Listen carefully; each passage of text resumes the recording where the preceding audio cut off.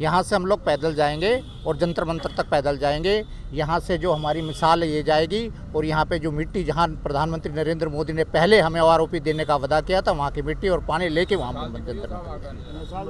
इसी मिट्टी से जब मोदी जी यहाँ से आए थे तो पहले यहाँ पे बड़ी रैली हुई थी और 2014 में, लेकिन उस टाइम इन्हें यहाँ से ये भी कहा था कि जो 191 पेंशन की बात हुई थी, लेकिन वो विवाद नहीं हुई। दूसरी आपके हाई रेजिमेंट की करीब 1 साल से ज़्यादा हो चुका है, उसकी भी मांगे पूरी नहीं। क्या लग रहा है 2024 नज़दीक है, किस तरीके देखते हैं? हम इस तरह से देख रहे हैं कि ये रेवाड़ी की भूमि अहीरों की खान है और यहाँ सैनिकों की खान है, यहाँ वीर शहीद हैं। और यहाँ पर 2013 के अंदर माननीय प्रधानमंत्री नरेंद्र मोदी जी ने यहाँ से एक अनाउंस किया था OROP तो दिया, पर उसके अंदर बहुत विसंगतियाँ हैं, जिसका हमारा धरना जंतर मंतर पर फरवरी से चल रहा है, परंतु अभी तक हमारी कोई सुनवाई नहीं हुई है। हमने DC साहब को, माननीय प्रधानमंत्री जी को, राष्ट्रपति जी को और रक्षा मंत्री जी को अनेक बार हमने मेमोरेंडम दिया है, परंतु हमारी अभी तक कोई सुनवाई नहीं हुई है। अभी आज इस रेवाड़ी की पावन धरती से एक मशाल लेकर हमारे पूर्व सैनिक यहाँ से दिल्ली जंतर मंतर के लिए मार्च कर रहे हैं और हम सरकार को आगाह करना चाहते हैं कि जिस इस पावन धरती से एक्स सर्विसमैन की रैली से माननीय प्रधानमंत्री जी ने यहाँ अनाउंस किया था, उसी धरती से आज पानी लेकर और मिट्टी लेकर हम जंतर मंतर पर जा रहे हैं। और उनसे हमारी नम्र निवेदन है कि हमारी मांगें, जो कि OROP के विभिन्न प्रकार की विसंगतियाँ हैं, उसको दूर करें हमारी मांगों के ऊपर। और मांग कुछ भी नहीं है, हमारी जायज़ मांगें हैं। और ये हमने कहा है कि सुप्रीम कोर्ट के रिटायर्ड 3 जजों की एक कमेटी बनाई जाए। वो कमेटी जो भी फैसला देगी, अगर हमारे हक में देती है तो सरकार को मानना पड़ेगा। अगर वो कमेटी कहती है कि तुम्हारी जायज़ मांगे नहीं है, हमारी मांगे जायज़ हैं और संवैधानिक ढंग से हम जंतर मंतर पर धरना दे रहे हैं। जो OROP की विसंगतियाँ हैं उनको दूर करवाने के लिए जो जंतर मंतर पर धरना दिया जा रहा है, उसी विषय पे हम सारे संगठित हैं। ये नहीं कि हम अलग अलग हैं। चाहे किसी भी प्रदेश से भारतीय सेना का पूर्व सैनिक एकजुट होकर के प्रधानमंत्री जी को ये दिखाना चाहते हैं कि हम बहुत ही ताकतवर है। आगे भविष्य में चुनाव को मद्देनजर रखते हुए OROP की विसंगतियाँ दूर की जाए। रही बात अहीर रेजिमेंट की, उसके गठन में कोई पैसा और पर्ची खर्च नहीं हो रही है, केवल कंधे पर अहीर लिखना है। ये भी अगर काम नहीं कर सकते, ये बड़ी दुर्भाग्य की बात है।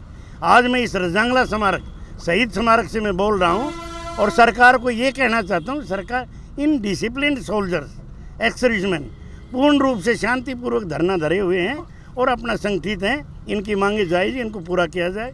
धन्यवाद। क्या लगता है बाबूजी, कारण क्या है, इतनी लेट क्यों हो रहा है, इतना सरकार सुन नहीं रही, क्या वजह लग रहा है? देखो, मैं अशोक यादव, आप जैसे पहले बताया कि हम 20 फरवरी से लगातार हमारा धरना प्रदर्शन चल रहा है और इसी कड़ी में हमने बड़ी शांतिपूर्ण तरीके से हमने 3 अप्रैल को माननीय उपाध्यक्ष महोदय से, और हमारा आपकी जानकारी के लिए ये मुहिम पूरे देश भर में चल रही है, एक दिन चल रही है, पूरी एकता के साथ चल रही है।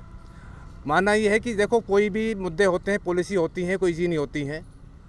हमारी जानकारी में ऐसा है कि सरकार भी इसे मंथन कर रही है और हमारी मुद्दे कोई गलत नहीं है। माननीय अभी वीर सिंह ने बताया, हमारी मुख्य माने हैं कि रिटायर्ड सुप्रीम कोर्ट 3 जजों की कमेटी बनाई जाए, वो हमारी बातें सुने और सबकी बात सुन, सभी बातें रखें।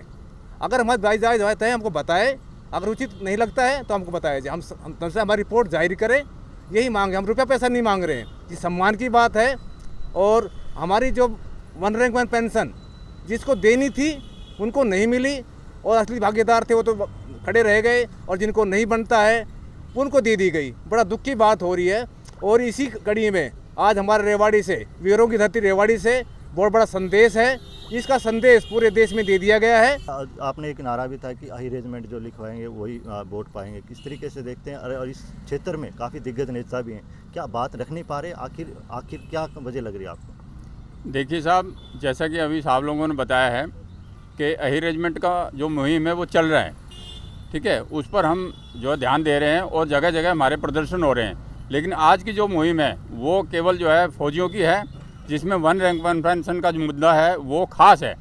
इस मुद्दे के ऊपर हम चाहते हैं कि जैसे साहब ने बताया है कि भाई 3 जो पूर्व जो जज हैं रिटायर्ड, उनकी एक कमेटी बनाए और हमें न्याय दिलाए। हमें न्याय चाहिए। हमारे ही आदमियों ने हमारा जो पेट काट दिया, हमारी जेब काट दी और हमारे बच्चों का जो है वो सुख चैन छीन लिया उन्होंने। वो सारा पैसा हड़प गए हमारे ऑफिसर और जो हमारे जो जवान जेशो थे उनके लिए जो मिलना चाहिए था वो नहीं मिला। हम यही मांग करते हैं कि भाई न्याय बराबर कर दो, हमें कोई दिक्कत नहीं है। अगर हमारी टांग कटती है तो वो 5,000 रुपये की, उनकी टांग कटती है तो वो 50,000 रुपये की, ऐसा कैसे होगा? दर्द तो सबको बराबर होता है, चाहे अमीर हो या गरीब हो। ठीक है, वो ऑफिसर हैं, वो अपनी तनख्वाह लें फालतू, लेकिन जहाँ तक संबंध है जो मेडिकल फैसिलिटी का और दूसरी चीज़ों का, वो तो सबके लिए बराबर होनी चाहिए। आप देखते हैं जब भी जो है कश्मीर के अंदर कोई प्रॉब्लम आती है, कहीं भी कोई दिक्कत आती है, वहाँ पर आईडी ब्लास्ट होता है, कुछ भी होता है तो हमारे जवान ज़्यादा मरते हैं, हमारे जेशो ज़्यादा मरते हैं। ऑफिसर तो क्या हुआ, कोई साल में 1 या 2 मर गया तो, अदरवाइज़ जो हमारे जवानों की शहादत ज़्यादा होती है, जेशो की शहादत ज़्यादा होती है, तो उस शहादत के बदले हमें मिलता क्या है? कुछ नहीं मिलता। हमारा जो है बेवकूफ़ बना करके हमारे को इस्तेमाल किया गया है बात और ये हमें कि कुछ नहीं दिया गया।